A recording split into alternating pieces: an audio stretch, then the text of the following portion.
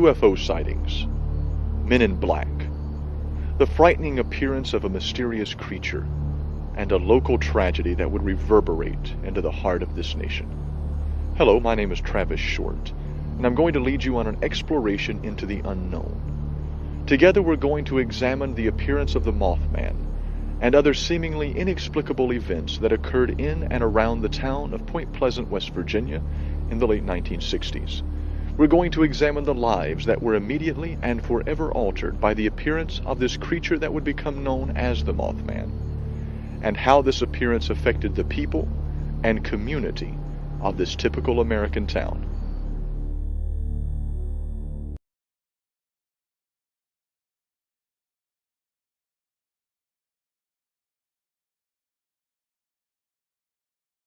We return to Point Pleasant, West Virginia.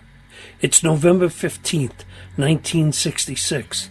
A couple sees this winged creature in the sky, a man-sized creature or something. Reports spread across the country as the stories make national news. Next few days, other people report some similar sightings. There's a large bird with red eyes. What was going on? Was there an alien, some type of bird mutation, possibly a new superhero, a cryptid? Well, there's been many books, and even Hollywood has gotten involved. Now, many of you have heard the first 90-minute broadcast. Today we're going to pick up right where we left off, and we're honored to have my friend Travis Shortt returned. He's agreed to take some time out of his busy schedule from taking some additional college courses, his marketing business, promoting Reverend Bill Bean's new book, which we talked about here, and all of that being a father of two wonderful children. Now this evening he brought in the reserves. Joining us tonight is Matthew Flemming, who has also worked on the documentary Dark Wings, The Mothman Chronicle. It's a Black River film with Charles McCracken, producers Kim and Daley Mullins. Remember, this was the first film about the Mothman. Well, welcome everybody to Your Life Matters show. And I'll start off by saying I lied. Well, actually, Charles, he could not make tonight. So, Matthew, I'm sorry. What did I just say, Charles? Matthew couldn't make it tonight, so we apologize for that, but he got called into work, and that's going to come first. So, Travis, thanks for joining us again. Hey, Steve, always a pleasure to be with you and to hang out, talk about Mothman, and of course talk about Bill Bean, because we always end up talking about Bill, but appreciate the opportunity to come back on the show tonight. Yeah. And I mean, Bill is, I know you've been working on the promotions for his new book, or at least assisting him on that. And when does that due out? We haven't chosen an official launch date. We're hoping sometime early to mid-October. I'm working, of course, with him, Des Valdez, who has done the book cover, which you showed in the clip. She's an amazing graphic designer. So she and I are getting ready to start putting an actual press kit, media kit together to start going out to announce the launch. And we're really hoping to let it coincide. Bill is supposed to be back on Coast to Coast AM with George Norrie sometime in October. So we were going to try to make those things line up and coincide. It figures I retire and then I meet this, because I could have used her as a graphic designer in my business all those years. Yep. But, she's a great person.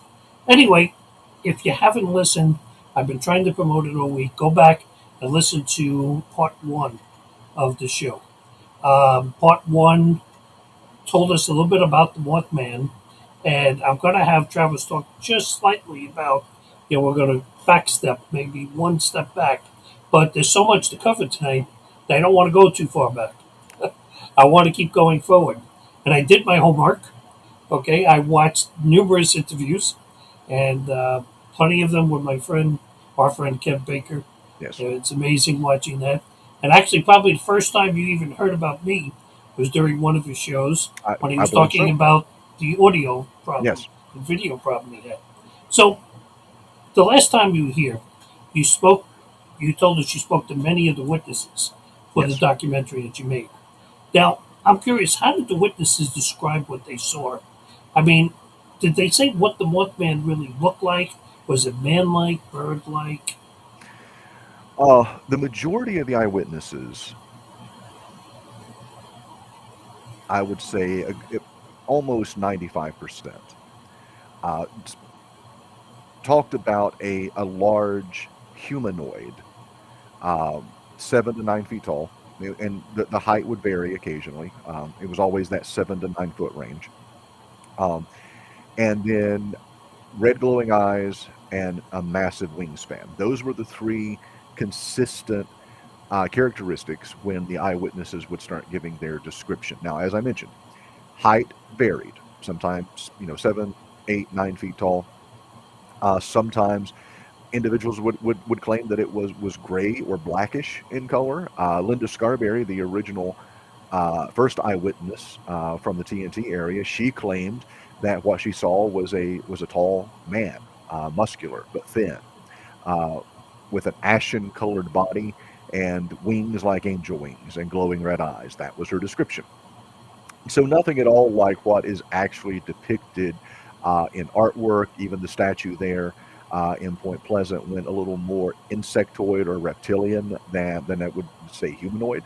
Um, but the discrepancies, and I use that term kind of in quotes, in the height and the color and things like that, actually led me to actually create a theory that it wasn't discrepancies in the description of one entity, but there were multiple entities that were present in the town of Point Pleasant during this flap, no pun intended, between 66 and 67. So, and you have to also remember there were over 100 eyewitness reports across multiple counties. And many times those reports were coming in at almost the same time. So it really is almost like there were multiple winged entities making their appearance there in the town of Point Pleasant. I I find this so shocking, okay, that this happened and this was there. But I know the first sighting you talked about was over in an abandoned TNT plant, Yes. okay, which in itself leads you questions as to what was actually going on in that plant before. And I know later on you said the government was involved in that. Well, actually, the government was involved about 20 years prior to the first eyewitness report. So in the 1940s, this area that's now called the TNT area, which actually is the McClintock Wildlife Preserve, and it's home to the Mason County Fair. So there's a fairground there now. There's a museum. It's a wildlife preserve. There's people go, they fish, they camp, things like that. Well, they used to. There've been some issues, and I'll get to that in just a second. But during the 40s, this facility was taken over by the government. It was built by the government. Actually, that power plant that you're talking about, that was built by the government. There was a North Power Plant and a South Power Plant. This operated for a few years as its own city. There were people that were bussed in to work there, and what they did primarily, the TNT area, actually, at the time in the 40s, it was the West Virginia Ordnance Works. And so what they were doing is they were manufacturing trinitrotoluene for the explosives to be used during World War II. So scattered throughout this area, there are these igloos, these domes, concrete domes that have been covered with earth and sod and grass. So it makes them almost impossible to see from the sky. So in the 40s, they were trying to make sure that any type of spy plane was not able to pick up on what was being done at this particular facility. So there has been numerous theories and hypotheses put out there that with all of the chemicals that were being used at this facility, could they have actually caused some type of mutation in a bird, in an owl, in or any combination thereof. And when I was saying that they used to let people come and camp there and things like that, that was actually one of the things during the Mothman Festival. People would go and they would camp there. But in 2010, one of those igloos, because they are all still active, they all still contain chemicals. One of those igloos exploded. So at that point, they decided that it just really wasn't safe for people to be out there. It's funny when you talked about people being bussed in. Mhm. to work or flown into work, Area 51 just came right into mind. That's a Well, government facility and people being snuck into the place. and that was actually one of the things that we did discover in talking to some of the eyewitnesses and individuals there in Point Pleasant, is that, and this is going to sound a lot like Area 51, the individuals were picked up in the town of Point Pleasant in a school bus with blacked out windows, and they were driven I think it's about 10 miles north to where this facility is, and they were brought in. They came into basically a garage bay. The door was lowered. They were gotten off the bus. They then went into the men went into one dressing room. The women went into another locker room. They changed into their uniforms for working there, and you can see these uniforms at the Mothman Museum there in Point Pleasant.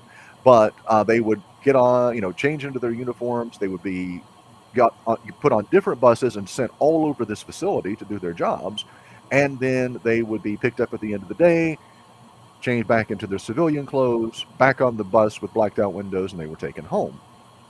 Now, the research that we did and a couple of the interviews that we conducted, the understanding is that the government did that facility, then they went to Oak Ridge, Tennessee, and built the reactor facility there, and then they went to Groom Lake and started construction on what we now know as Area 51. So, has there been any theories? I mean, this is just coming right now off the top of my head, which is why I keep a hat on. Has there been any conspiracy theories saying that there's been more than a TNT plant that was there? That the Uh, government was doing something much more nefarious and dangerous? I'm not going to necessarily say that there are not real public theories. There were conversations that were had, because underneath that particular piece of property, there's supposedly, and of course I never went here, but supposedly there are a lot of caves and an underground cavern system that sits directly under the TNT area. So there was conversations that, what could this possibly be one of those locations where there's actually underground bases? Could this be one of those hidden underground base situations? Was the whole TNT manufacturing of trinitrotoluene, was that just a front for something else that was going on that might still be going on to this day? And I really think that is one of the angles that we had planned on looking at in future documentaries and future projects, was actually taking a look at that particular story and seeing what we could find out there. It just seems, I don't know, I'm a conspiracy person, Yep. okay? And probably why I love Kev shows so much, because Yep. he made me think. I was one of Yes. those closed-headed people, and he opened my eyes to a lot of it that's out there. So when you started talking about people being bussed in and stuff, it started to make me worry, because also there were a lot of people getting sick, including yourself, and dying after that. We did. At one point there was a website. Lauren Coleman, one of the leading founders of cryptozoology, had created a website called The Curse of Mothman, and it listed all of the bad things that had happened from the time of the sightings, and even some things that had happened in that area. We talk about that in the documentary. Things that had happened as far back as the 1700s, all the way through modern times. But yes, a lot of people did get sick. Charlie McCracken, who was the director of the documentary, about halfway through the filming process, which was, well, the entire documentary took about 6 years to complete. And about halfway through that 6 year time span, he got very ill and was in the hospital. Doctors could not figure out what was wrong with him. He had all the symptoms of malaria, but had not been out of the country, and he didn't test positive for malaria. He just had the symptoms for malaria.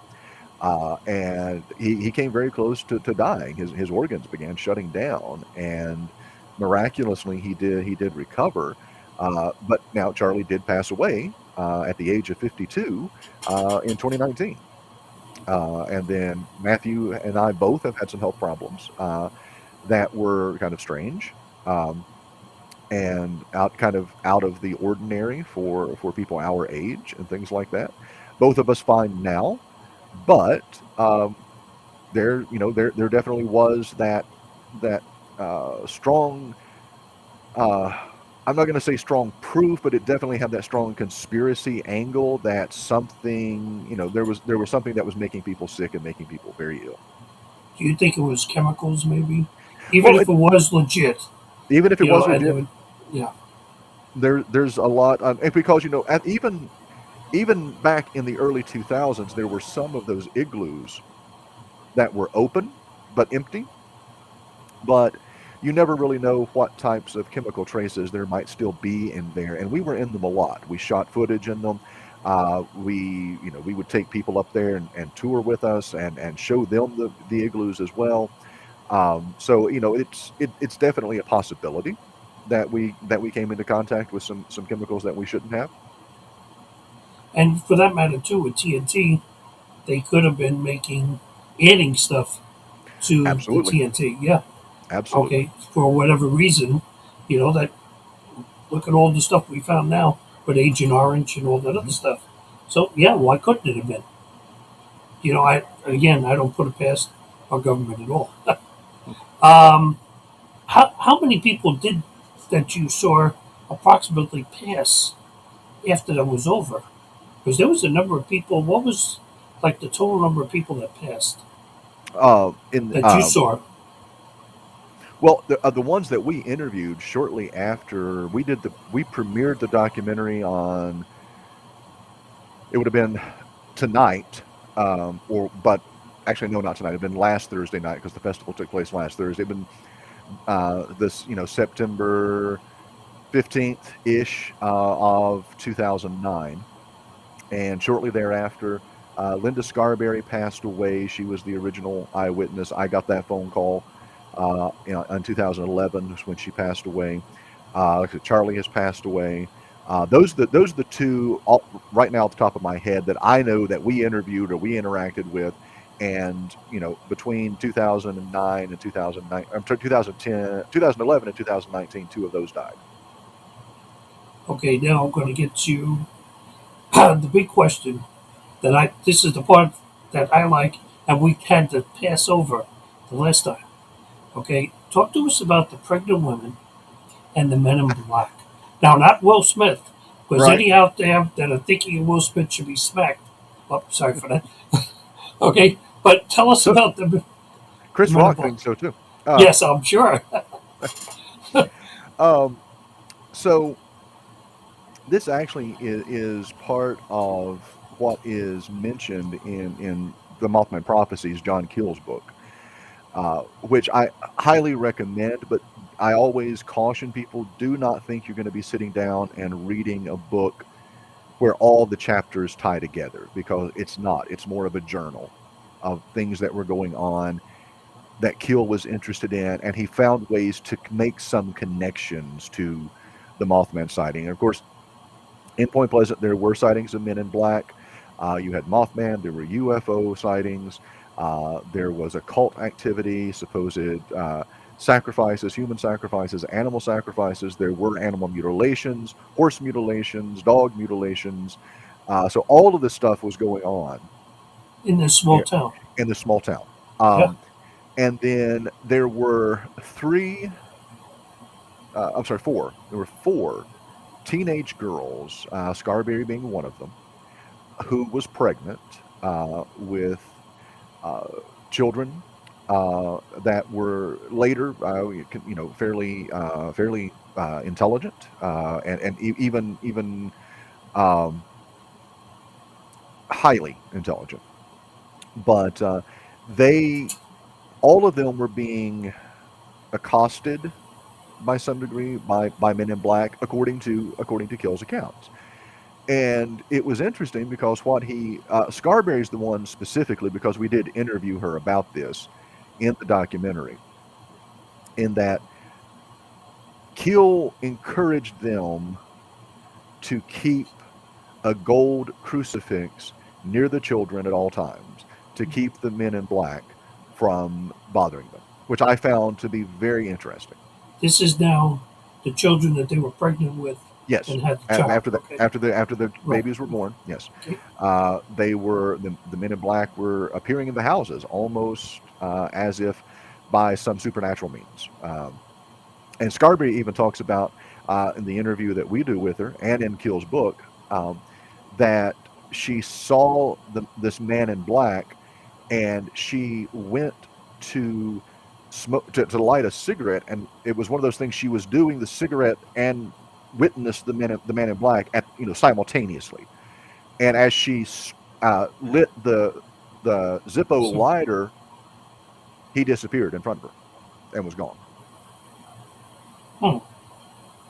So there is that theory, and of course, when I did the presentation for several years there, where I looked at the spiritual and the religious implications of everything that was going on in the town of Point Pleasant, because that was kind of a pet project of mine that I found very interesting. If you look throughout history, uh, this archetype of the man in black, or the person in black, the black clothing, they're ever present in cultures and histories. Even going back, one of my favorite short stories by Nathaniel Hawthorne is called Young Goodman Brown, and Brown goes into the woods late at night, is greeted by a figure dressed all in a black cloak, and he takes Brown on this journey of revelations that destroy his faith and destroy his positivity. And we see them again, like, anytime you watch a movie, you've got, the creepy man in black somewhere, not just those involving the UFOs, but think about the movie Poltergeist, where you've got the old minister, the guy, standing there in Hmm. black. These images, we use them over and over again to tell these stories. And it's one of those things, the way that the men in black were described is that they were tall, they were thin, they had uh, what now politically correct term would be, they would have Asian features, um, but that they were very, and by that, in the shape of their face and the shape of their eyes, but they were very, very pale, according to Keel, almost translucent. It was like you were looking through them, and that they were amazed and preoccupied by the most mundane things. One of them picked up a stapler and just could not, according to Keel, acted like he couldn't even make sense of what the stapler was.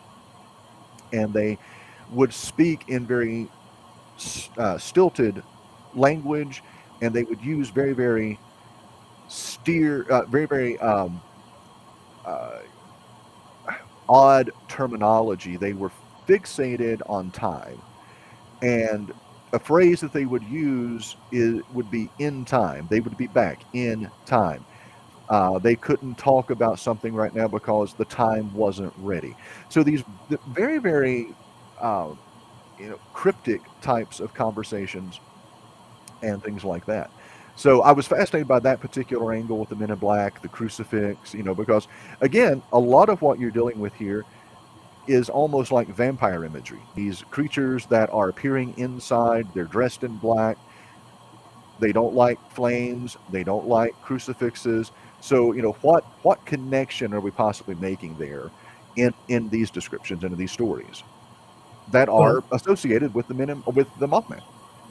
we're not talking about Johnny Cash, but he's talking about the Men in Black.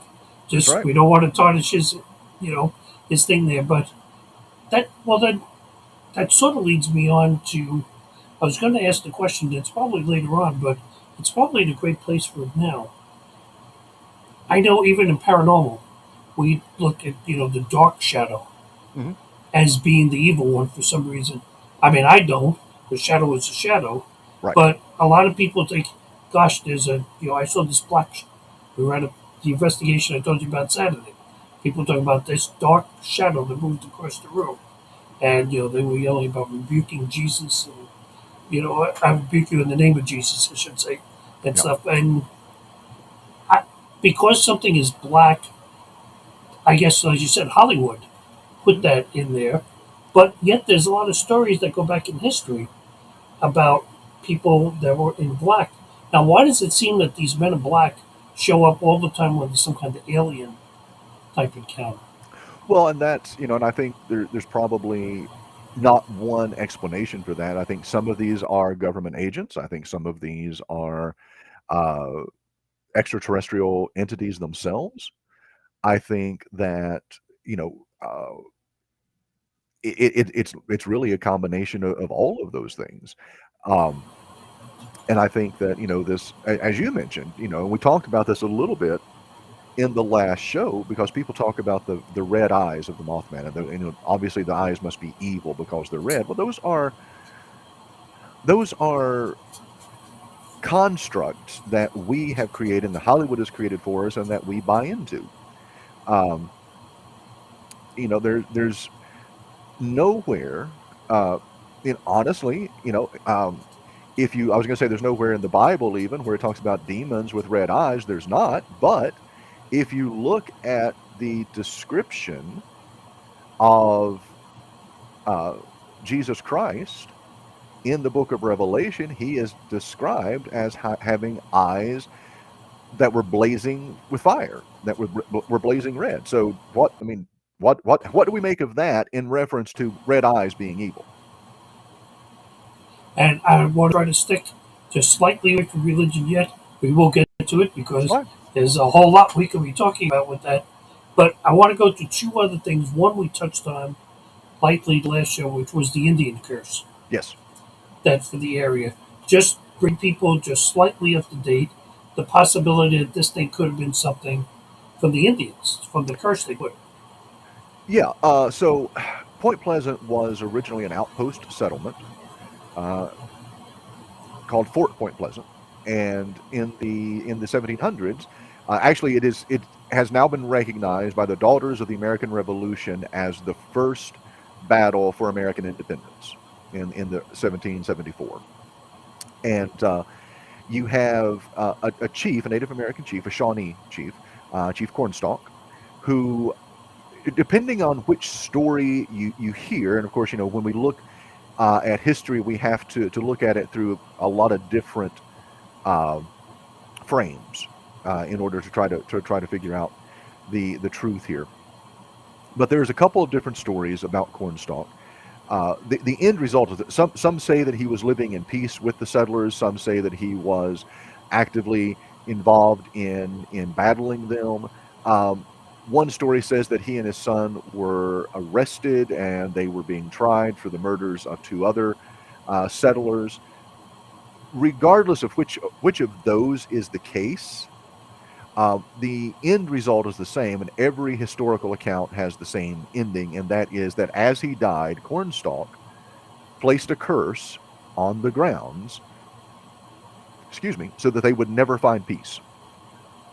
And if you look at some of the tragedies that have taken place in Point Pleasant and around Point Pleasant, then you look at an area that has not found peace in over 200 years. There's murders, there's car accidents, there's suicides, there's mass killings, there's, uh, even though it's not exactly in the town of Point Pleasant, the horrible airplane crash with the Marshall football team back in the 70s took place right outside of Point Pleasant. There have been a train derailed carrying chemicals that poison the entire water supply of the town for years. The bridge collapsed. I mean, it goes on and on and on. And so many people believe that Mothman is just another extension of Cornstalk's curse. Well, I mean, we spoke briefly about the Skinwalker Ranch, Hmm. and the same thing with they're dealing with. They think aliens and everything else. So my brain, which works really weird, you really don't want to go there, trust me. But but I start to see correlations between things, and Yep. I say, well, gee, okay, so if there was a lot of Indian folklore going on at Skinwalker, then why not here? Right. Well, and absolutely. And, I think the more that we are watching Skinwalker Ranch and we're seeing what's taking place there, and the more we start remembering that any piece of property in this country is going to have some form of Native American heritage and impact. And their spirituality, their beliefs, and their practices make them a very, very potent and very, very powerful spiritual people. I personally believe that the Native American belief system, the Aboriginal belief system in other countries, is probably the closest we have to a pure understanding of the spirit world around us, Mhm. and I think that that has to be taken into account. Having said that, another interesting thing about where Point Pleasant is, the Native American tribes wouldn't live there. They would hunt there, but they would never settle it. And the theory is that there was something that they knew, something that they were in tune with that would not let them settle that property. Like I said, they'd used it for hunting grounds, but they would never actually put their own settlement on that ground. I believe the Native Americans, way back, I mean, my wife is a shaman, Hmm. so I understand a lot more, but I think this, like you said, they're so in tune with nature and the earth. Yeah. They're so grounded. They knew so much more than we did and still will know. I mean, look now, it's only now, how many years later, where we're starting to look at medicinal drugs Yes. made from plants and stuff, but they were doing this hundreds of years ago. Hmm. I mean, we're starting to see through the greed and starting to realize that there is stuff out there that can help us. Yes. Yes. And, the more, I mean, again, I got to thank Kev for, you know, Skinwalker Ranch Yep. because I had never watched the show. I And hadn't he, either. yeah, He and introduced me to it. yeah, and he talked and talked about it. And one night I put it on and I think I went to bed about 3 a.m. because I binge watched like Yep. the whole first season. And my wife was Same. like, "What are you doing?" And it's like, I just can't take my attention off of this. It's interesting, and I like stuff that's interesting. So, it's something historical. Now, I want to talk about one other thing, and then we're going to go on to some interesting things. Okay, as I say, now we did talk about the bridge last Yes. time, the Silver Bridge that went down. And that really was the last time that the Mothman was actually seen in that area. Am I correct? Well, there's a little bit of a point of contention about that now. Now, if you'd asked me that question in the early 2000s, everybody that we talked to told us that they had not seen Mothman again. However, in recent years, there have been additional sightings, very sparse in Point Pleasant, but there have been a few people that claim that they have seen it again. Uh, if you are interested in the winged humanoid phenomenon, then I highly encourage you to check out um, Lon Strickland So, yeah. and his podcast and his website. Um, he right now there's been about what is it? I think he said it started in like 2000. I want to say 2013, 2014. About so 8 9 years of winged humanoid Mothman sightings in the greater Chicago area. O'Hare Airport right now, again, no pun intended, a flap of sightings, several others in that area. And it brings back another question that it seems that the Mothman entities are attracted to bodies of water. Point Pleasant, it sits at the convergence of the Ohio River and the Kanawha River. I mean, so these two massive bodies of water meet right there in Point Pleasant. You've got Chicago there in the Great Lakes with all of these bodies of water, and we talked about this on Kev Baker's show, and I think we might have even touched on it last time that I was on, and that is water is one of those elements, one of those natural elements that is part of every religious ceremony that I know of. Not only And that, in the paranormal, it's a conductor. We yes, look at it as a conductive paranormal activity if there's water nearby. yep. And so that was always another thing that we looked at, because like I said, you had poltergeist, haunted houses, the UFOs, occult, Mothman, Men in Black, all of this stuff happening in the town of Point Pleasant. And could it just be that that convergence of those two massive bodies of water was acting as a conductor for this paranormal activity? Was it opening a portal, if you will, that allowed for these types of phenomena to exist there? Well, it's funny because we talked about Lon Strickler, Mhm. and going through some research today, I actually came across what we're seeing there on the screen, which is the only reason why I left it there. Now, Lon, if you don't know anything about Lon Strickler, you need to find out. Yes. You need to search this man out. This guy does so much as far as cryptids are concerned, Bigfoot, everything, even the paranormal. He's all over the place with this stuff. I mean, he's an amazing person. You know, I've never met him. I haven't interviewed him, but he is going to be on my list of trying to get hold of He because I think is. he put on a very, very good show. Oh, he is absolutely. He's a just a wealth of information. He's got a great paranormal investigation team that look into UFOs. They look into the winged entities. They looked into, as you mentioned, um, Bigfoot, the canine uh, cryptids, the dog man, those types of things. They are in. They're all over the field in this investigation. And And for his, those that are listening, I'll put a link to his website yeah, I was going to say in the it's really description easy. there. It's phantomsandmonsters.com. That was what. Yep. Exactly. So, But uh, this way, people have the link there. You yep. see, I'm almost afraid to interview him because he knows so much that I'm going to sound like an idiot talking to. I think you should reach out and just see if you can get him on, Hmm. because he's a wealth of knowledge, as is Stan Gordon when it comes to Yeah. UFOs. We've had Stan on Bill's show multiple times over the past few years, and you know, Stan has been he's been doing UFO research longer than I've been alive, and the man has just he's seen some things, and he's got some amazing UFO Bigfoot crossover stories where that both things are going on at the same time, and so he is an absolute amazing interview. See, I blame Kev because he's got me, I think I mentioned this last time, in this simulation theory. Yes. Okay. And I'm like, I can't get out of that. My brain, no matter how much I try, it's like, are we? So, I mean, I am trying to look in, doing research to see who I can bring on the show that could talk to us about that. Hmm. And because some people look at me like I'm nuts, other people look at us like, yeah, that's really going on. Yep. So, okay, so the bridge that we were talking about, so the people know the bridge collapsed December 15th, 1967, during rush hour. It killed 46 people, 9 people were injured during it. And actually, I think you mentioned this the last show, and I'll mention it again. That bridge collapse caused Congress to pass inspection standards on bridges in Yes. 1968 from it.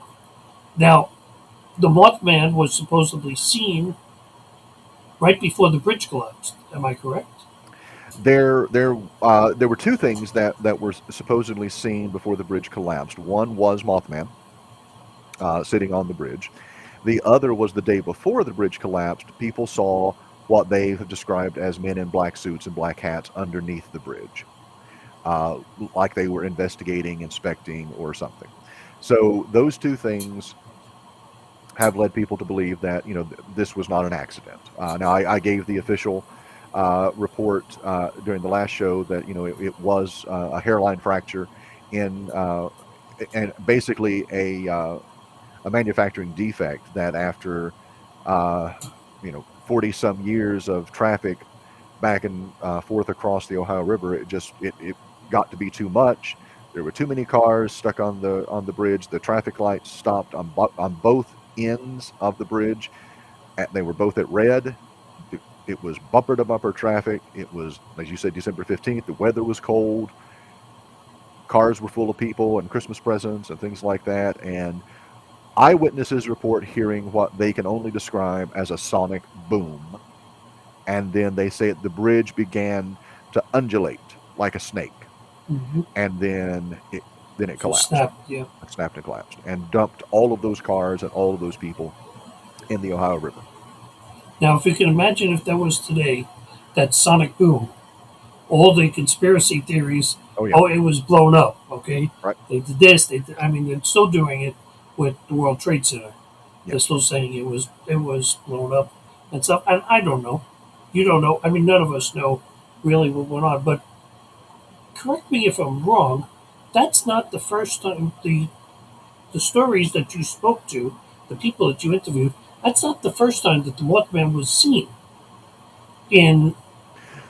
in West Virginia. There, No, there are stories that go back to the early 60s, where individuals saw something um, equatable to an angel or a giant bird or something along those lines.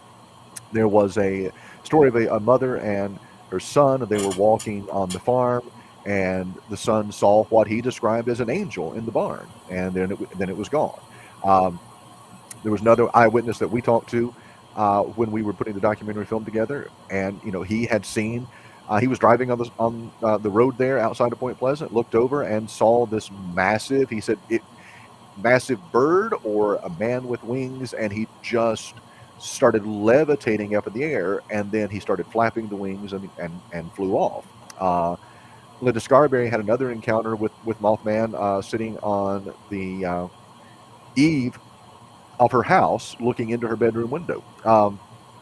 There are other accounts that go back before this official sighting on November 15th of 1966.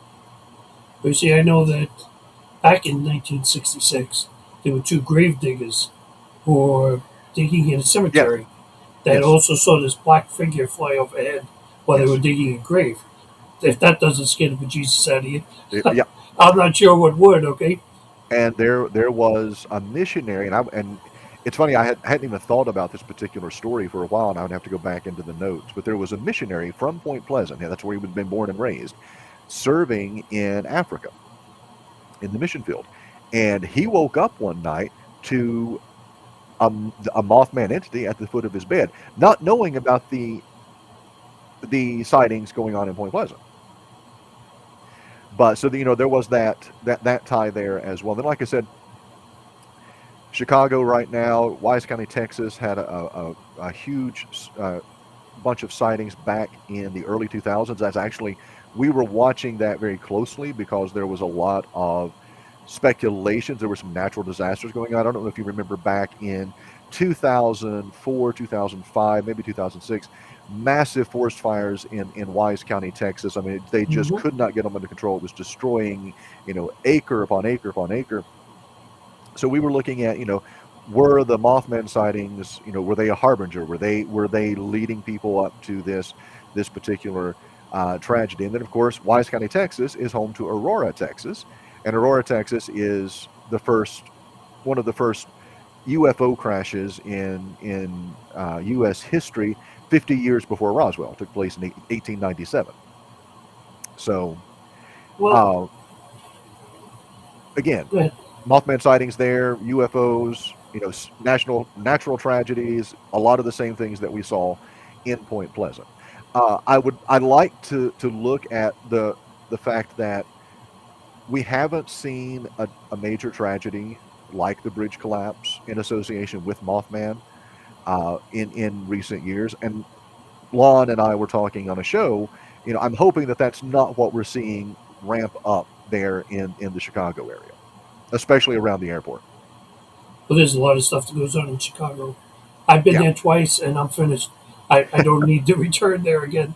But I now this, go ahead. no, I was going to say I've had good experiences and bad experiences in Chicago. I do like the city, and I have to say, from a sports standpoint, it's where my baseball team is, Chicago Cubs. Hmm. Family's been fans for many decades, but yeah, I early on I had nothing but bad experiences in the city of Chicago. All I know is traffic. Oh yeah, Yeah, I remember the first time I went there, I had to do a seminar for a chiropractic group for web design because that's what we were doing. And I somehow got this exclusive contract with this consulting group. And I got off the highway at, I think it was a quarter to eight. And I had to go 6 blocks downtown to the hotel. yep, At 9:15, I was still a block away from the hotel.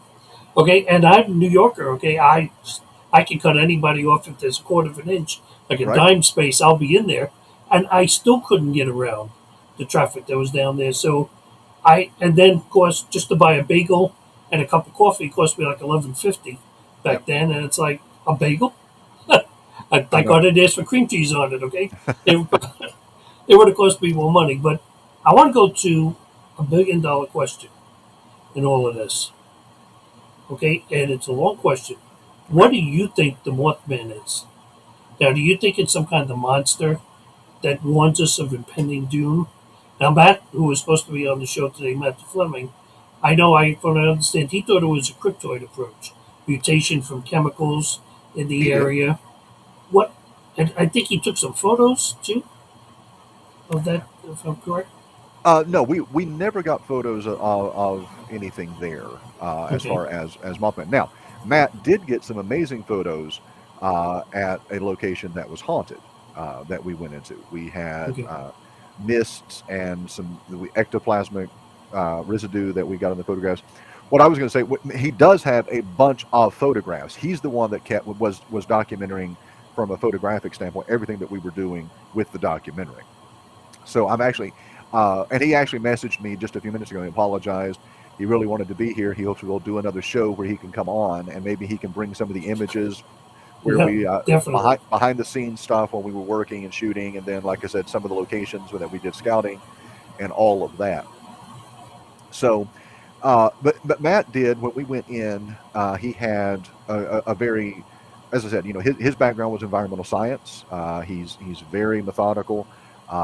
He loves cryptids. He's a big Bigfoot enthusiast and researcher, and but he did believe that the Mothman was more of a mutation or a cryptid than anything else.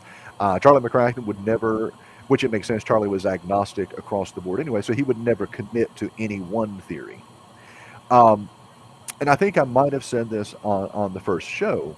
My my theories and understandings of Mothman have evolved since we started working on this. We started the project in 2003, we finished it in 2009, but here we are in 2022, and I'm still talking about it, and I still research it, and I'm still fascinated by it. So next March actually, will be 20 years that Mothman has been taking up part of my life. Um, I went into it, first of all, having no theory whatsoever. Just we wanted to investigate it. The more I talked to the eyewitnesses, the more they explained things, and the more I started researching, reading Keel's book, looking at other eyewitness accounts. It piqued my interest from my religious background and my religious training, um, to look at the possibility that this Mothman, this entity, was a fallen angel, a demon, or a Nephilim. And I was consulting with L.A. Marzulli, who is an expert on the Nephilim, and we were talking, and he was kind of leaning that way with me when I was explaining what was going on here. Um, Over the years since that time, I taken a little bit more of a less of a hardline approach. I'm not as confident and comfortable saying right now in 2022 that it's demonic and evil. Uh, I tend to lean towards that. I think there were multiple entities there, and I think those multiple entities either were both positive and negative, good and bad, or were something on a plane totally differently than what we would describe as good or bad, evil and benign. So I still think that Mothman is a spirit, some type of spiritual. By that I don't mean religious, especially I'm not saying Christian, but I think it's a spiritual manifestation more so than it is cryptid. I don't know. You know, I've heard people say it's like a paranormal thing. I've been doing this for 45 years. I've never seen a wing-like creature in Right. 45. Maybe a little moth flying around the room, but I guess I also haven't investigated in West Virginia. Maybe it's a little different. Well, In it's West, I But think that was one of the things that I found interesting is West Virginia during the '60s was '50s and '60s was a hotbed of paranormal activity. You have the Flatwoods Monster, you had Mothman, UFO, all of that stuff we've talked about. You had Indrid Cold, which was taking place just a few miles away from Point Pleasant around the same time. And Indrid Cold is a very interesting study there as well. If you watch the Mothman Prophecies movie with Richard Gere, they merge the Indrid Cold character and the Mothman character from Kill's books, but they're actually two totally separate uh, events and entities that were manifesting. And actually, Indrid Cold had a bunch of other entities manifesting with him, and all of them were very, very exotic, eccentric characters. There was someone who went by the name of Apol, Apol. There was Indrid Cold. There was this Princess Leia, Leia. Um, and there was one more, and I can't remember now the name of the other one. But so all of this going on, supposedly they were extraterrestrials from the planet Lanulos in the Ganymedes galaxy. I mean, just some bizarre interactions that were taking place there, and that was taking place around Huntington, West Virginia, which is not that far from Point Pleasant, about an hour. Actually, I was in Huntington when we did the launch of the documentary film. I went to the TV network of there, WSAZ, and was interviewed about the documentary film. So there was just a lot of weird stuff taking place there in Point Pleasant and West Virginia. I And want actually, you can draw almost a very crude triangle from Flatwoods to Point Pleasant to the Huntington area. Because I was working on this whole West Virginia Bermuda Triangle theory that this area was just this hotbed of paranormal activity. and I don't rule that out at all. No, I mean, I've seen stranger stuff that's been going on. What you pushed religion just slightly aside, when you gave your opinion. I also want to look at it from a religious side okay, because there are some similarities to the Bible and the things they tell us about yes. that's happening with the Mothman. Can you go into that just a little bit? Well, I think looking at for me there was first of all the height, the 7 to 9 feet tall. That's where the Nephilim thing came from. Nephilim being the you know uh, the offspring of fallen angels and human women, and gave birth to giants and things of folklore. Of course, the wings. Like I said, Linda Scarberry was adamant when we interviewed her because I asked for a detailed description of what she saw, and what she saw was a man with angel wings and glowing red eyes. So, and then of course you had, like I said, there's this whole uh, affiliation or association with these men in black and the religious iconography, the crucifixes, all of those types of things coming into play. It's funny when I talk about Mothman and in relation to being good and evil or religious and things like that. What I based my original hypothesis on, the very foundation of that, was everyone who talked about their eyewitness report of Mothman were terrified. It shook them to their core, and it scarred them, and it screwed up their lives. Drug addiction, alcoholism, marriage and divorce, and all of these tragedies that these people, not just the collapse of the bridge, but these personal tragedies that these people were having. And when talking with them, they would never come right out and say that they felt like Mothman was trying to possess them. But they talked about the hypnotic power of the eyes, and that they felt like they were being just drawn toward this entity, as if they didn't have any control over what they were doing. And that terrified people. So I started looking at it from that standpoint. And obviously, we would like to think anything, even in a religious setting, anything good is not going to make you feel that way. It's not going to make you feel like you're losing control of yourself. It's not going to make you feel scared and terrified, and it's not going to haunt you. Um, and then again, ironically, there's no account of Mothman trying to hurt or harm anyone. Right, you just Yep. have to be there. Yeah. Yeah. Yeah. The closest story we get to anything like that was when the Scarberries and the Millettes saw Mothman. They jumped in the car and they started driving away, and they felt that it was following them in the air, and that they were scratches on the roof of Roger's car when they got back to Point Pleasant. But other than that, there was really no attack. Like I said, Scarberry saw Mothman uh, looking at her through her bedroom window.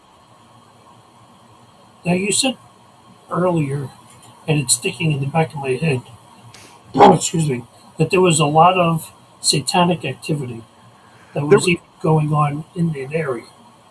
that was we never witnessed any, but we heard from several of the witnesses and several of the town people that we talked to that the TNT area was known for occult and satanic activity. And then, like, we don't like going out there at night most of the times, but we definitely don't go in October. They said we will not go out there leading up to Halloween. So, Okay. but like I said, again, that's all kind of ancillary coming in, secondary information as we talk to the witnesses and things like that. Never actively saw it. We saw some strange things. There was graffiti, the graffiti's everywhere. One of the strangest things that we did see uh, was the carcass of a deer on one side of the road, totally skinned. The skin was on the other side of the road. Now, I've grown up in Virginia my entire life, Virginia, Kentucky, West Virginia. I'm not really a hunter, but I know lots of people who are. I've never known anyone to kill a deer, skin it, leave the carcass, and then leave the skin on the other side of a two-lane road.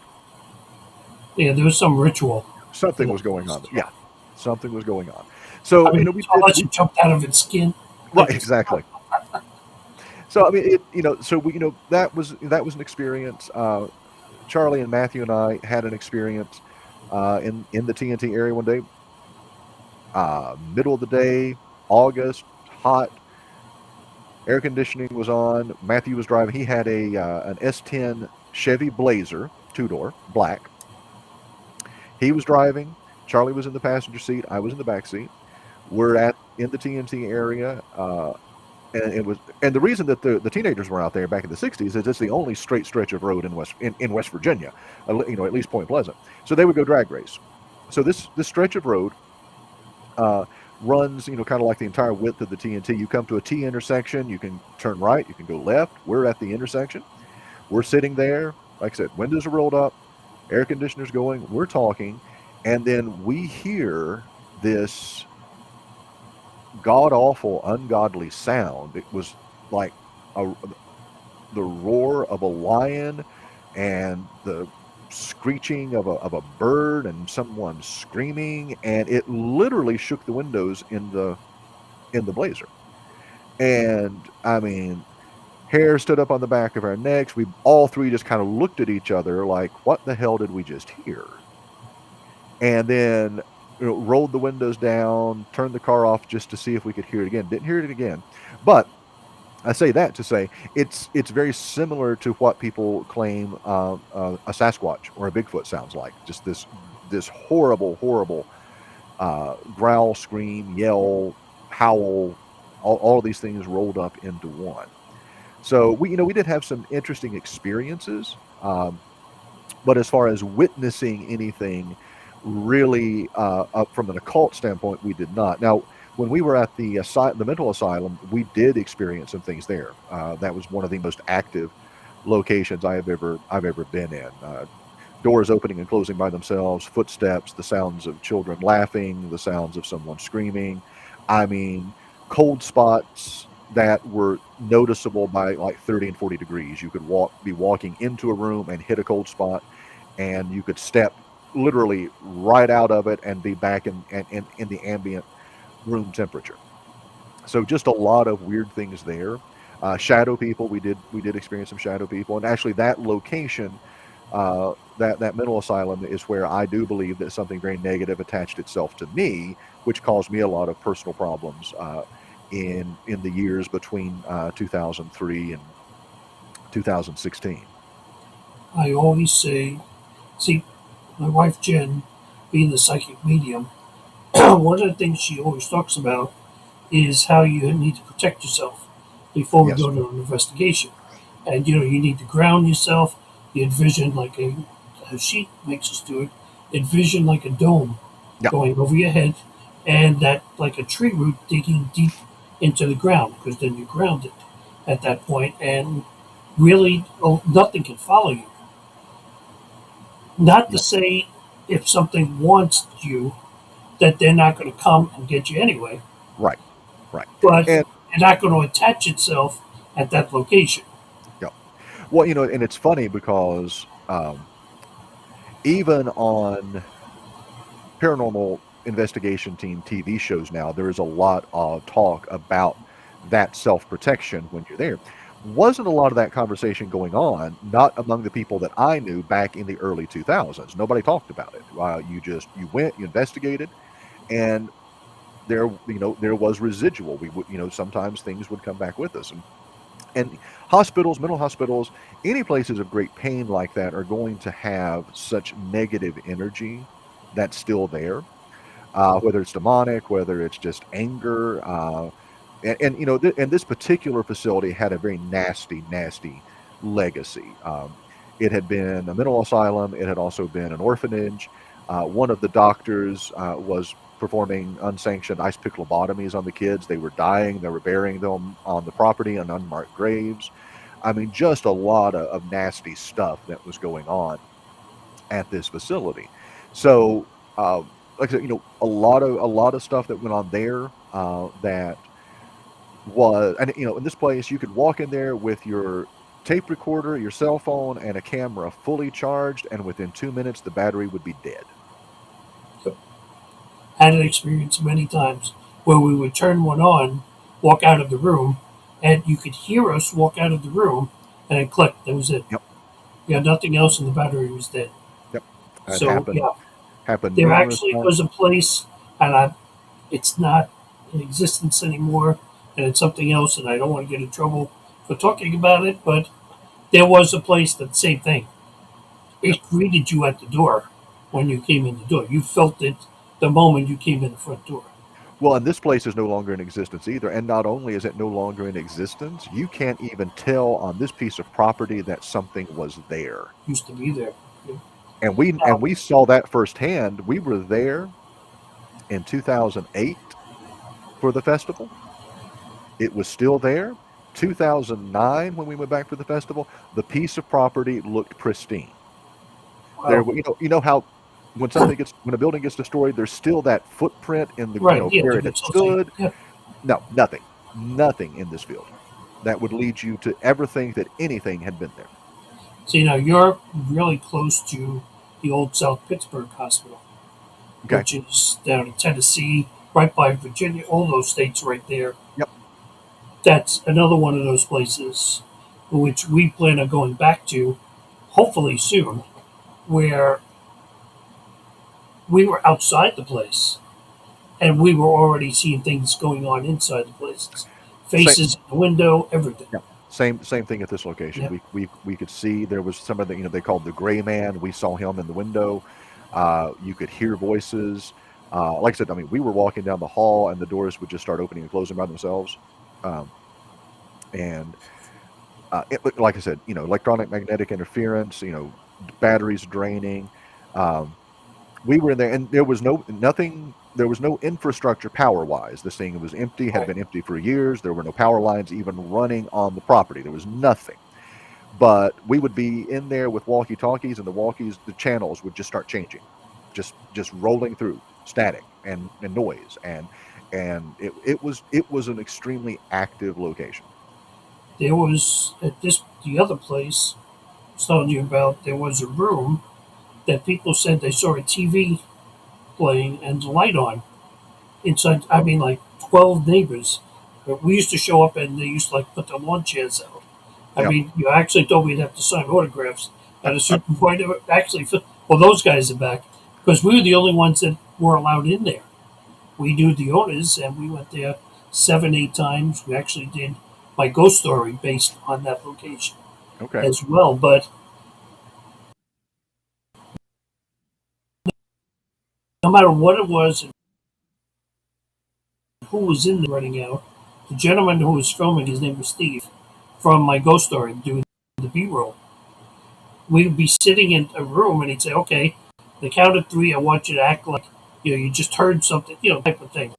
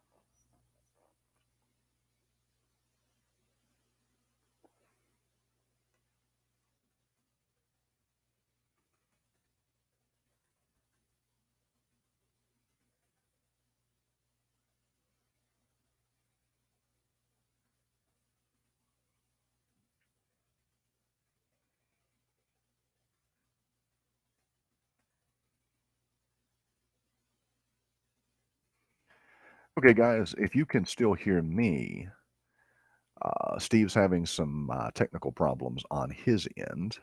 His video feed stopped and then his audio, and right now he can't get either of them back, which ironically has happened before when I've done shows about Mothman and Point Pleasant in general. But he asked me to let you know that he is working on it and to not dip out on us just yet.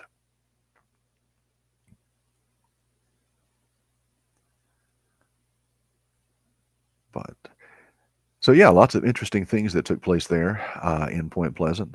6 years of my life, uh, all kinds of fun stuff.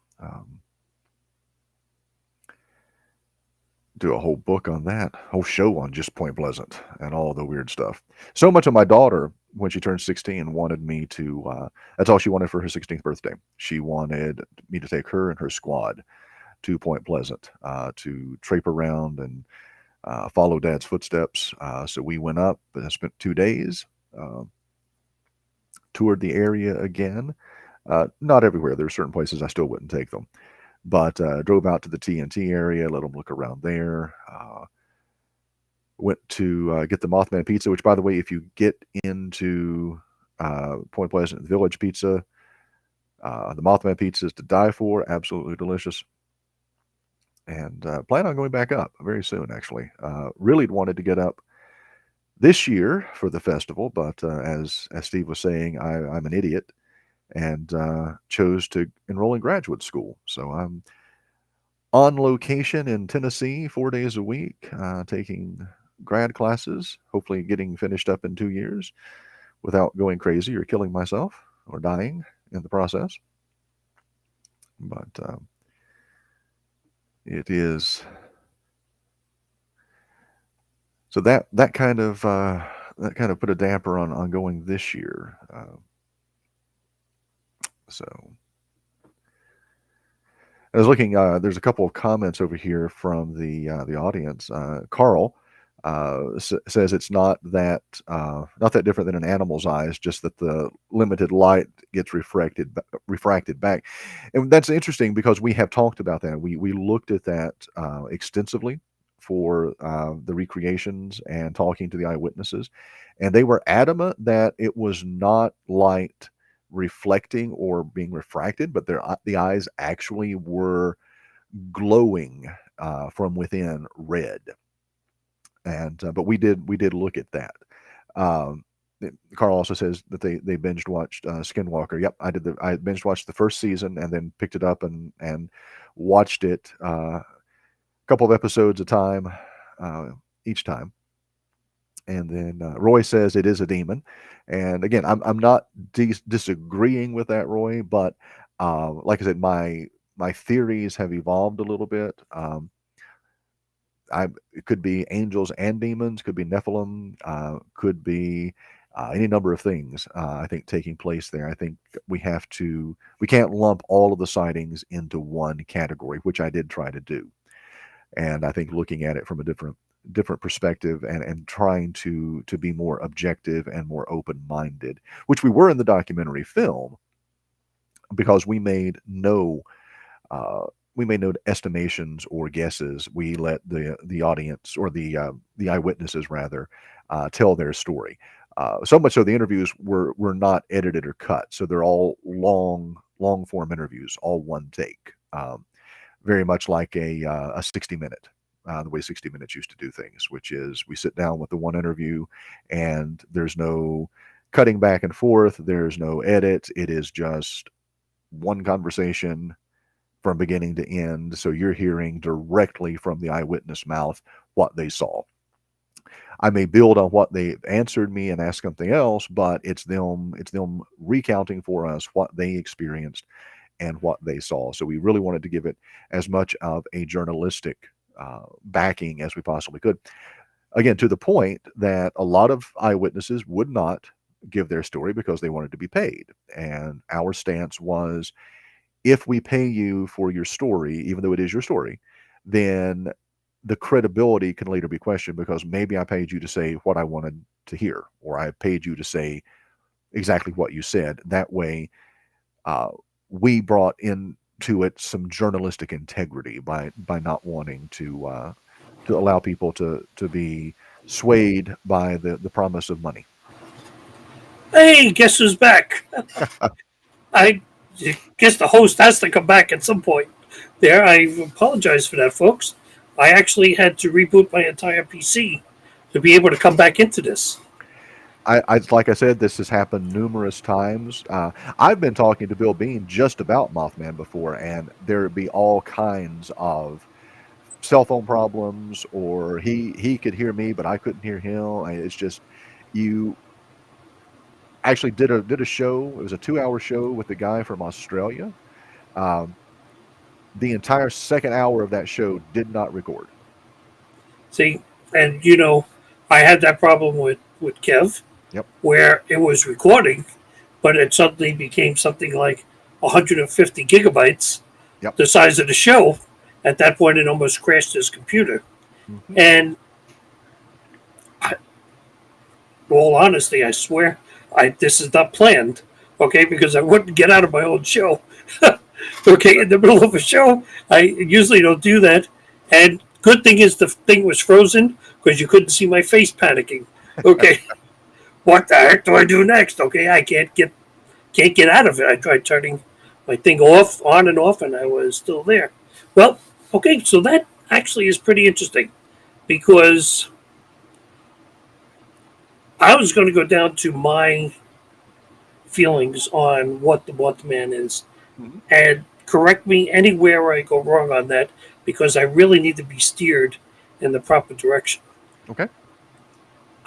We see so much of the Men in Black, and so much of what I watch is after some kind of alien sighting, these Men in Black or something to that effect start to appear in the area. What I was about to show, and I think it was still, it was there and then it wasn't there. Hold on a second, and let me see if I can get it back here. I want to show this one thing here, and this is important because I promised people about this. I want you to talk about this picture, if you would. And this is from September 11th. And I'd be remiss if I didn't talk about it, because for me, 9/11 is a lot more important than a lot of other people, being that I grew up there. Right. Okay, I mean, I used to ride my bicycle there. When I was older, my band used to take pictures right there. Okay, so where you were looking at Ground Zero on CNN, I knew exactly where they were standing because I've been on that corner 100 times. Plus, I lost about 14 people that I knew that day on 9/11. So, what is this with the Mothman supposedly showing up on 9/11? We look at that image, and I will say that I was very intrigued by that image. I had it looked at by two digital people, uh, both of whom um, agreed that it was authentic. Now, there's a lot of people that are not going to believe that. But what you are looking at there, as Steve said, is the ground zero of the Twin Towers, and what you see, by all accounts, is a large winged man flying through the skies. And now there's another 9/11 tie-in to Mothman, and that is that the airline that flew into the Pentagon. When you look at it, and Charlie McCracken found this, it is an FAA flight track map. That airline was hijacked directly over Point Pleasant. That's where it made its veering and flew Right. back to the Pentagon. So there's two very interesting Mothman ties to 9/11 there. Um, that photograph still fascinates me. I still, like I said, I've had two people look at it. Now that I'm actually that I have even more um, at my disposal at the university where I'm studying with digital analytics and things like that. Really want to take a look at it again and see if we can strip it down to a better understanding of what we're looking at. Now you brought that up. Let me see if I can find. I don't know if it's on this. This is a new laptop, and I don't know if I've got it on here. There's a photograph that a friend of mine sent me last year. We looked at it on Bill's show last year, or maybe even a year and a half ago. No, I don't have it. I thought I did. I'll find it and send it to you, Steve, and you can post Okay. it. But actually, let me look one more thing. I've got a flash drive here. Let's see if it's on this. I should have had this pulled up. I haven't. The only place that this has been seen is Bill's show, like I said, about a year and a half ago. But a friend of mine in Somerset, Kentucky, well, now it's telling me it doesn't recognize my USB device. Imagine that. Imagine both of us having Yeah, yes, technological could you problems. imagine? Well, you see, but that's why, again, I go towards the alien thing Right. that I was talking about because we know they can mess with transmissions. We Yes. know they can do so much different things. The Men in Black, whether we believe it or not, those Men in Black showing up really freaked me out when you talked about the um, the people needing to have a crucifix that contained gold Yes. to protect the kids. Was when I read about that today, it was like, what? Okay, so there's, I don't know. I know since I was a kid, I saw UFOs Yes. in the skies of New York. Okay, my dad saw them. I saw them. You know, he would always say, "Here, look at this." You know, and he had a little telescope, not pointed at the neighbors. He was a cop. Okay, pointed up at the sky. Yep. I mean, look at all the stuff happening by Bill. Oh, I know. Yeah. Absolutely. Yeah. And Bill's one of those people. When you hang out with Bill, it starts happening to you too. And Mm-hmm. it's kind of yeah. No, my computer's telling me that it does not recognize this USB, so I'm gonna have to try it. I'll have to try it something else. But UFO, I saw a UFO when I was a kid. That I mean was a literal UAP, as they're calling them now. It was very, very distinct in its appearance. Haven't really seen a lot more of that. Now, what I have discovered is Bill and Kev and I and Derek Stroman, we got to talking for a couple of weeks on the show about these black helicopters that seem to follow Bill and appear where he is, whether it's doing a deliverance or something else. And I swear to you, twice in the following week, black helicopters. One of them I was at a golf tournament, and there was this black helicopter, low flying black helicopter, no marks, that was just circling the golf course where I was playing in this tournament.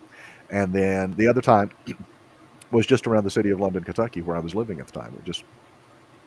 It was odd. After talking, I'd never seen one before until Bill started talking about it. Then all of a sudden, there it was. Yeah, and I'm uploading the video that he had posted about what he had seen outside his window, and Bill talks about the booms and everything, and it's loaded. So I'll play this a second here.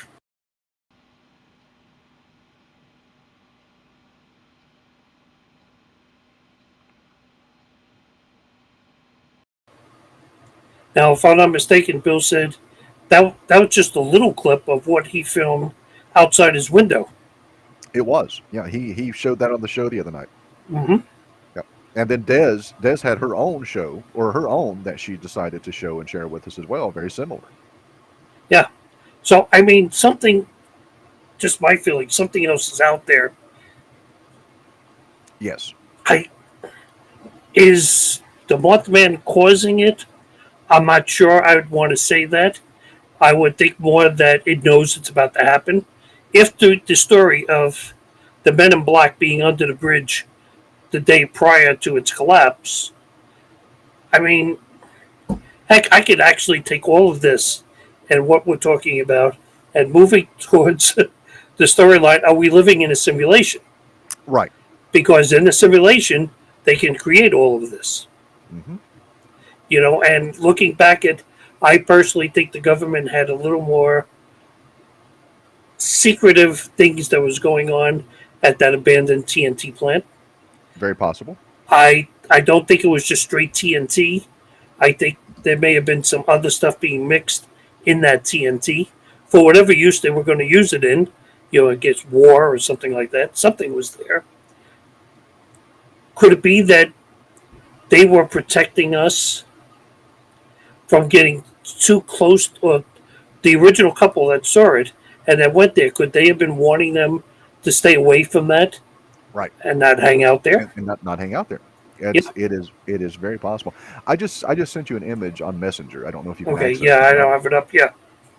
So, but you'll have it. So, this was something that a friend of mine took in Somerset, Kentucky, and sent it to me. Very interesting, but we can look at that later. It's very possible. Again, and this is what I say. Mothman never actively attacked anyone. There were feelings of dread and terror. Could he have been there to warn? And that has been a theory for a while, that he was there to warn people to not go on the bridge, to not be at the, as you said, not to be in the TNT area, that he was there as a warning. And maybe that's the case. See, we talked about 9/11, and there was a gentleman who used to be a Franciscan priest with the Catholic Church, and he had left the order for different reasons, and he worked down at the World Trade Center. He worked on the floor right where the first plane hit. So he would have been taken out instantaneously. But to this day, I know he passed away recently, but the last time I had seen him a year or two ago, he told me, Stephen, I swear, something told me not to go to work that day. Yeah. And he didn't go to work. And he was still alive to talk about it. And all his coworkers were gone. Everybody else was gone. So are we maybe, when we see a Mothman or something like that, even sometimes where we think we're seeing aliens or spaceships, are they warning us about something and we're just ignoring it? Wow. I questioned that on Skinwalker Ranch. Now, they ended last season with this hole that they were trying to bore into. Okay, and every time they keep seeing, UAPs flying around. Could it be that they're wanting them to stay away from that? It would seem it. In this particular instance, it would seem very much that they do not want them to get anywhere near that location in the sky. Yep. So, I mean, what is the animal that they talk about? The Skinwalker. So, duh. Skinwalker. Okay, sorry. So being blown off the air on my own show was still kind of going in my head. It's like maybe I do need another painkiller here. Uh, but what I mean, the Skinwalker, wasn't that something that was animal human like a little bit? It is the Native American folklore specifically deals with the idea of the skinwalker, which is someone that is able to transition from human form to an animal form. Mm-hmm. It's not quite a werewolf in our thinking, but it is because the skinwalker could be any animal. It could be a bird. It could be a coyote. It could be a wolf. It could be a combination of things. Um, so yeah, I mean, again, it goes back to, um, I think, and Kev Baker used to say this all the time, and I know you've heard him. The world, it's a lot bigger than what we try to make sense. We want to bring it down. We want to we talked about this on Bill's show the other night. We got into this discussion about explaining God and religion, and the thing is, you really can't. I mean, because the minute I start trying to explain something infinite, I'm already making it finite. I'm Mm-hmm. already doing a disservice to it. So I think in the supernatural and the paranormal, it's a very similar kind of thing. I think we can try to understand it, we can investigate it, we can try to learn, well, maybe learn more about it. I don't know if we'll ever understand it. I don't know if we can, but I think we can learn more about it and we can experience it, positive and the negatives. I think again, we talked about some of the dangers there, but I think we have to be willing. If we're going to ask those questions, we have to be willing for how long it's going to take for those answers to come about. And we have to be open, Yes, and that completely open minded. yeah, and And that's like, and you're right, because I can tell you, we're getting ready to do the final library tour, as I call it. I yep. mean, it's coming Halloween, okay? Everybody wants that paranormal group and the real ghosts Oh and yeah, stuff. And no matter what we tried to teach them, as I told Jen last time we did it, it's like, they don't give a crap what I'm saying. That's the best word I can think of that yep, YouTube won't say is profanity. They don't give a crap what we're talking about, when we try to teach them something new. They come there for one thing and one thing only. They want to see the evidence that we've got. yep, Okay? They want to hear it and they want to see whatever we've got. I know it. I mean, I know why they're there. And you can see if you talk, they'll let you go about 15, max 20 minutes talking yep, before you start to see it in the eyes in the audience. And I was an auditor for years. I'm very observant of people and stuff. And I can start to sense where the room is starting to change. yep, Okay, the room that's very open to you, very listening to you, and then getting to the point where, okay, we're here to see this, and I've actually gotten to the point, the question and answer session, I've had to move to after I showed the evidence because there are some people that don't care about questions and answers. They just want to see the film and leave. yep, So I told Jen this year I was going to do something I've never done. As you see, I make these little films, as we see in the intros that come in, but I'm going to put all the evidence into a film.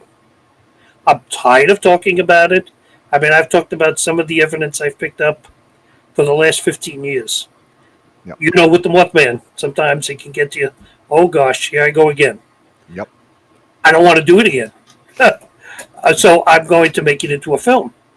And at the point where we're ready for that, I'm going to turn the film on, and Steve's going to sit his butt down in the chair with his oxygen on and just relax and yep. let people watch. Wow, okay.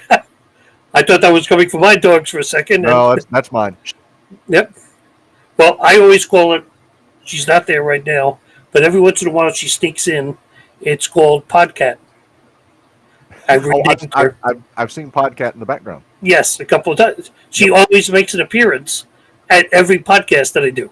I'll be sitting there looking, and all of a sudden I'll see the cat sitting on the bed behind me. So, and believe it or not, there are two dogs in here, and luckily they haven't barked.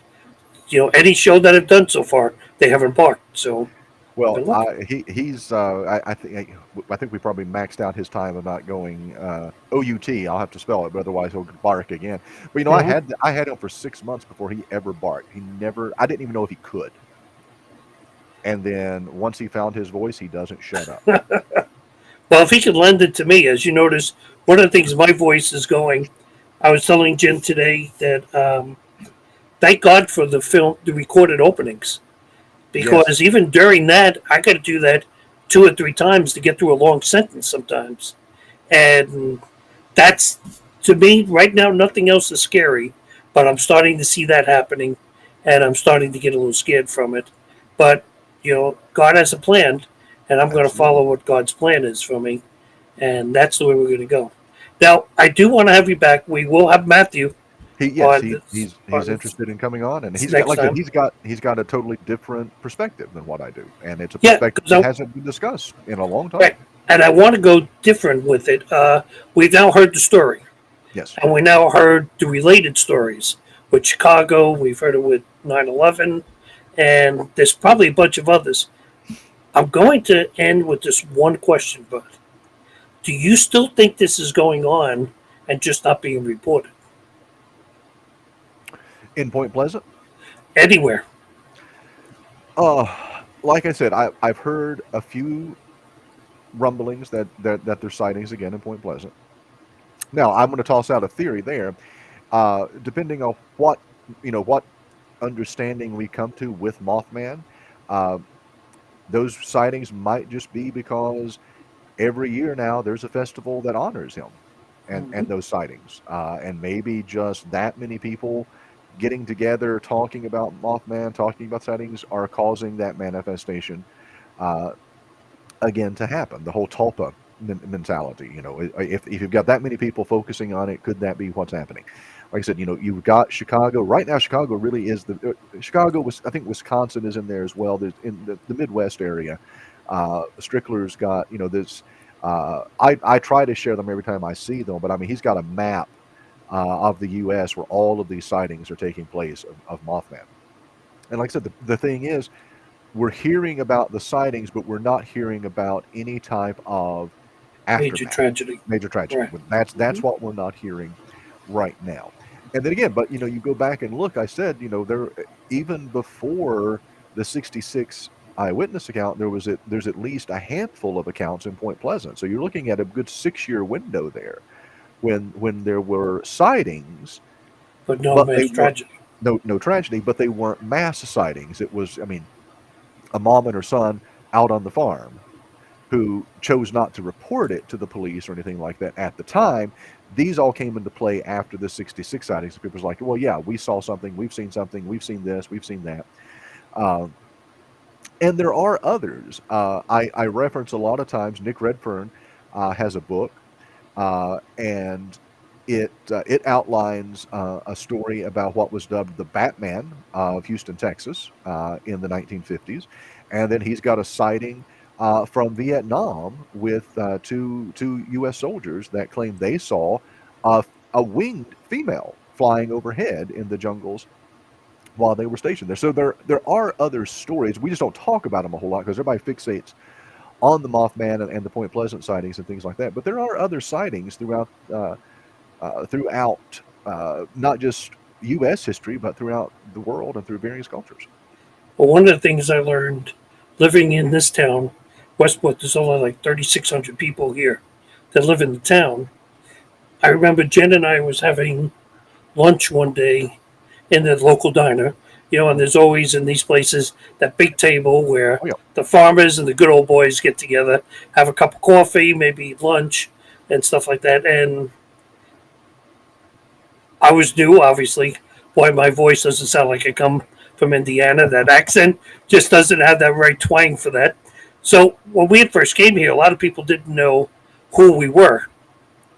There were some that did. hmm So I, as I said, as an auditor, had very good hearing. So I could sit and talk to you, but I could still listen to the right. conversation going on there. And they would say, who are those people? That's Steve. He's all right. He's cool. He's from New York. So I said, yeah, we heard his accent. Yeah, he's okay. And said, they're also paranormal investigators. So I guess we had done something either on the radio or something like that. Ah, ghost. Yeah, yeah, yeah. So it goes.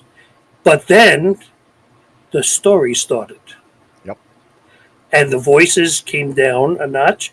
I mean, I could still hear them, but now they, well, there was that one time, we were in the barn, and the cow flipped over something on its own, Yep.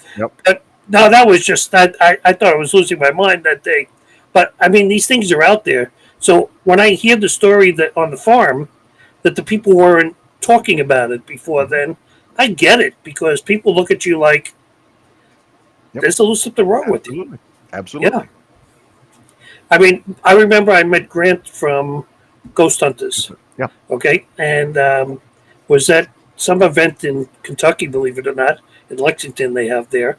I think it's that big event they have. It's coming up again. Oh, let's see. Is that the one? Was that the one the Booth brothers were over? Yeah, they're always at. Yep. Yeah, Yep. um, I can't think of the name, but we try to visit there once a year and stuff. And I met him there, and I waited in this line, get up to him, and I said, I got to thank you. As soon as I got up there, I shook his hand. He goes, "For what?"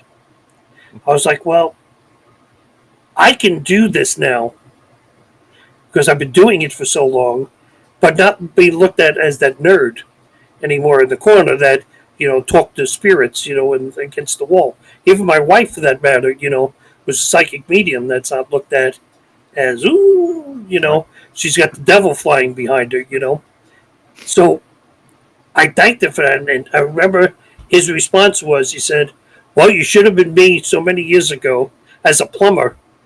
Okay, getting a TV show doing this, and then having to go into people's homes and fix their pipes. Mm-hmm. Yep. You know, and I get all of that has changed. The mentality of all Bill's been on a number of the shows. Mm-hmm. I mean, we've probably heard about Bill. I'm trying to think of The Haunting. That's what it was. He was in Yeah. The some of the haunting. Yep. hauntings, right?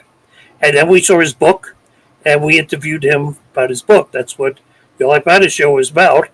And then he became a good friend. And of course, Bill puts out like a book every couple of months. Every couple of months. Yeah. Sometimes, yeah. So he was on a lot of times for that.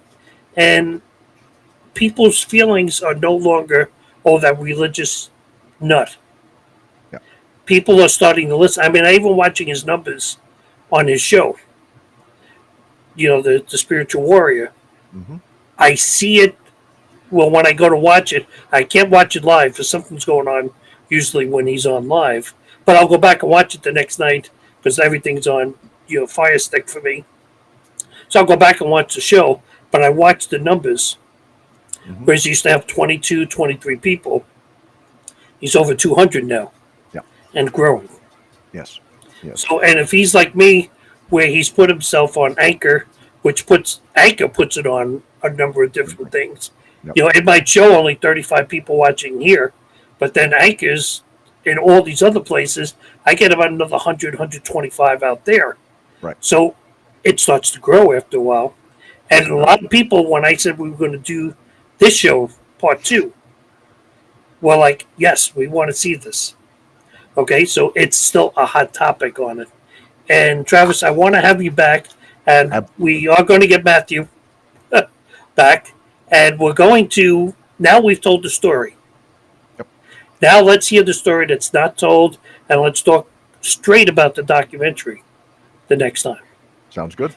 Now, I just want to ask you, the last show that I watched in my homework, going back with Kev, okay, there was a website you had actually given about the show, which doesn't have anything out there, so I won't say the website name. No. Because I did go look, it was a plus page, which means it's a homepage. Yeah. Yeah, it's a homepage. I'm actually Des Valdez and I are going to start working on the website. What I do have is, and I'm sending that now, it's the link to the Facebook page.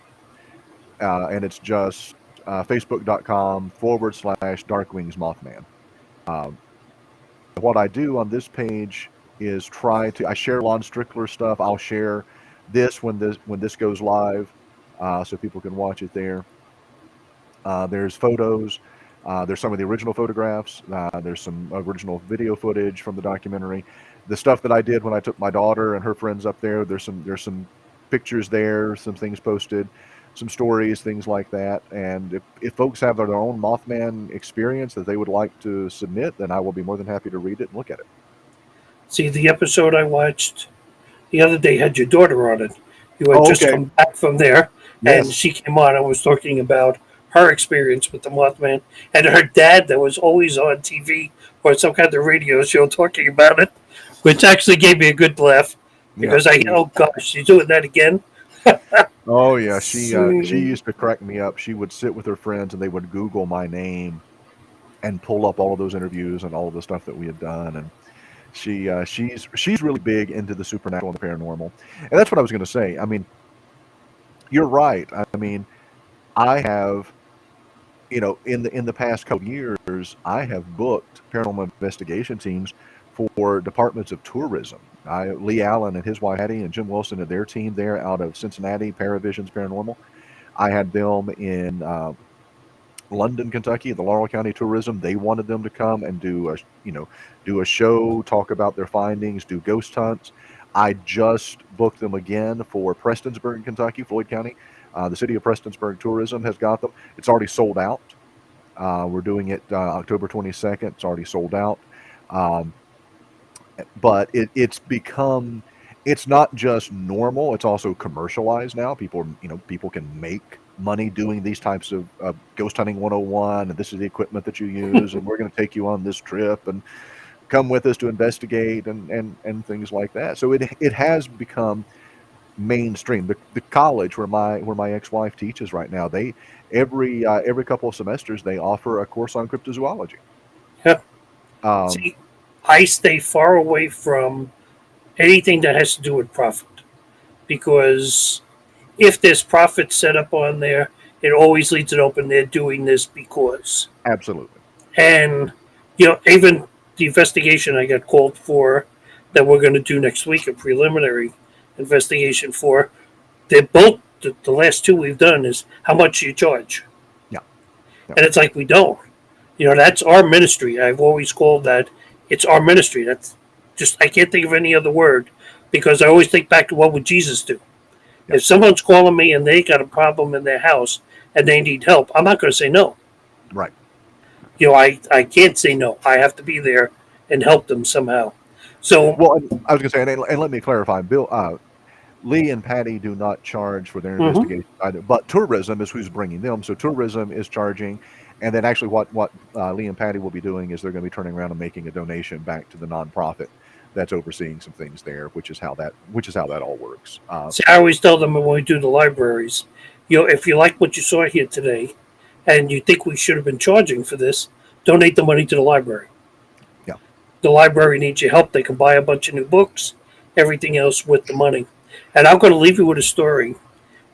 We were doing these September to October became a blur for a couple of years. I mean, I'd work all day, load the car, and go drive someplace and do another presentation. And we were down in Lawrenceburg, Indiana, with casinos and stuff right over the water there. And we'd never been down there before. And I was like, okay, it's going to be another one of these libraries where 15 people are going to be there and stuff. Well, we were supposed to start at 7. We didn't start to 7:20. The reason why was they were scrambling to find chairs for the room. This room that they gave us that was supposed to fit like 30 people had 110 people inside the room. And all I kept thinking of, we're going to see some new paranormal ghost if a fire ever breaks out in here because, hey, I'm closest to the door right behind me. You're going to have to knock me over to get out. But that's how big the interest was. Mm-hmm. And we can go back to Greensburg every year because we live right here. And every year we still have a packed room. Yep. And I see reservations. Yeah. So I don't know.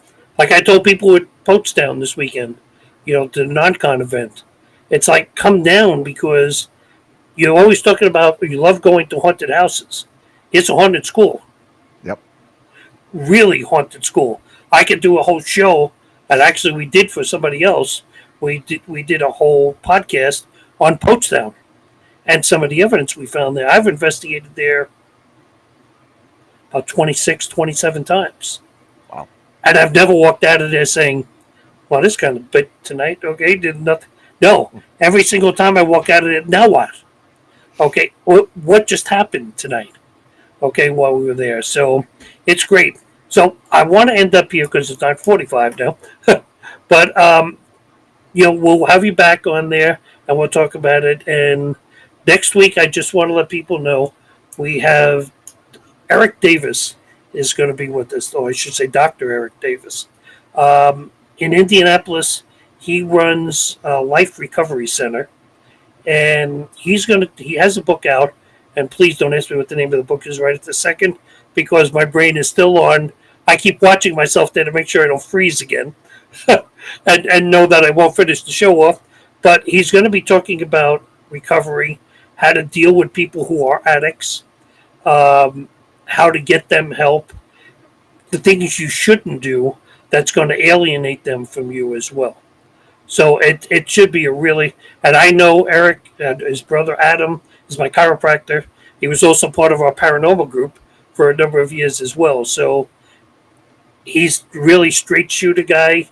And I mean, he's got all kinds of awards from the governor in the state with the kind of work that he does. So I think it should be a real interesting show. So Travis, thank you for joining us tonight. And everybody else who is watching this, thanks for joining us tonight. And we hope to see you again soon.